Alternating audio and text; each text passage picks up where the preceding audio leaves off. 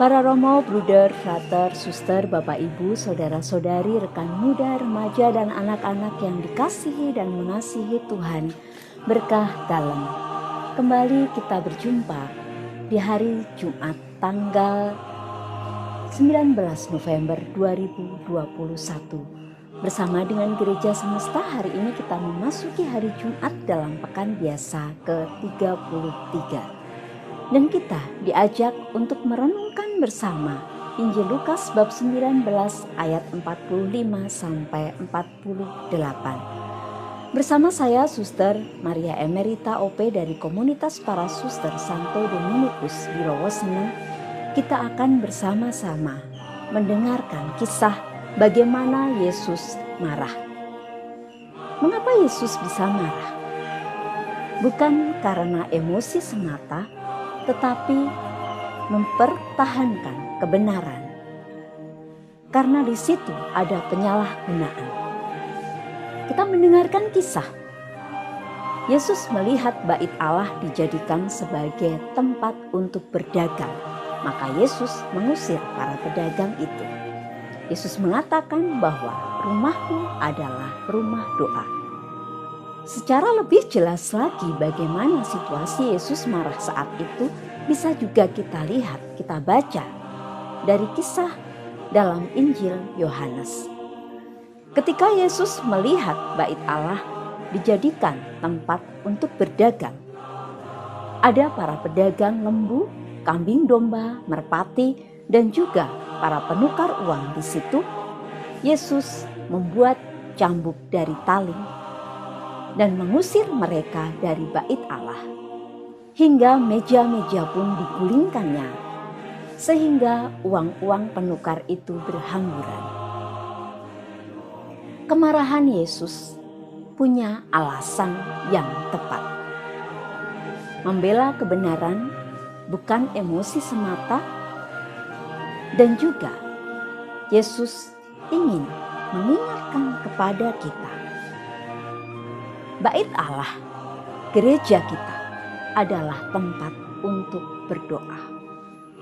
Gereja kita adalah tempat di mana kedamaian itu ada.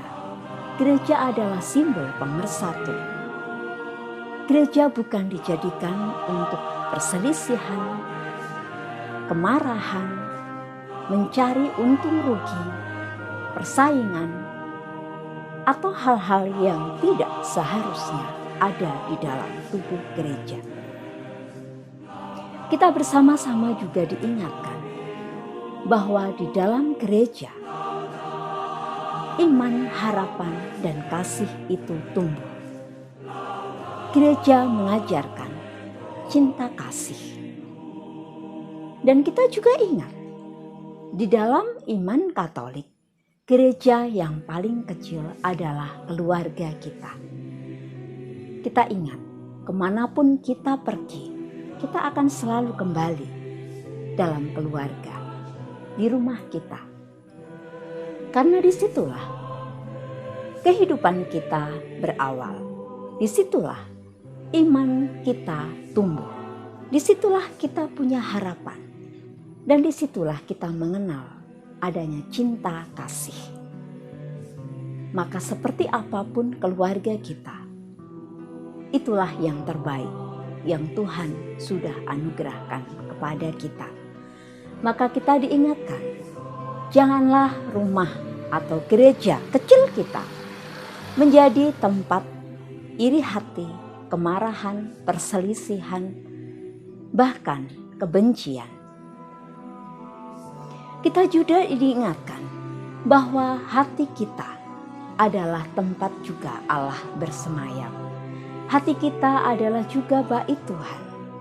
Hendaklah hati kita pun kita jaga untuk selalu menjadi rumah doa, di mana segala harapan yang terbaik, yang dilandaskan dengan iman akan Kristus, harapan akan kebaikan dan rahmat Tuhan sendiri, dan juga cinta kasih yang akan mewarnai hari-hari hidup kita.